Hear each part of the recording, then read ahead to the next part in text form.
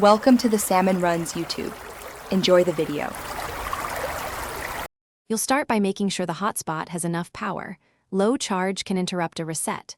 Once plugged in or above 20%, power it off for a clean restart.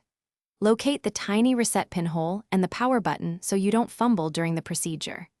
You're doing this because a controlled power cycle clears transient faults. Once done, you'll be ready to perform the actual factory or soft reset without risking data corruption. Now perform the chosen reset. A soft reset uses the power button for 10 to 15 seconds to refresh firmware. A factory reset requires the pinhole pressed for about 10 seconds to restore defaults. Use a paperclip and press firmly, but gently, then release. You'll know it's working when LEDs blink in a specific pattern. Monitor the lights and wait. Interrupting can leave the device unresponsive. This step permanently removes custom settings if you choose factory reset, which is why you backed up.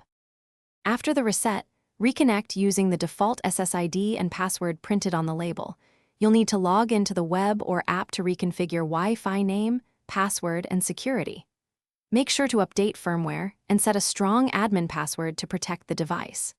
If the hotspot remains unresponsive, retry with a different power adapter and repeat the reset sequence.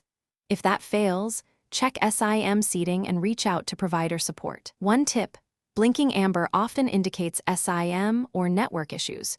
Reset the SIM before replacing hardware. Thanks for watching. Consider subscribing if we helped you.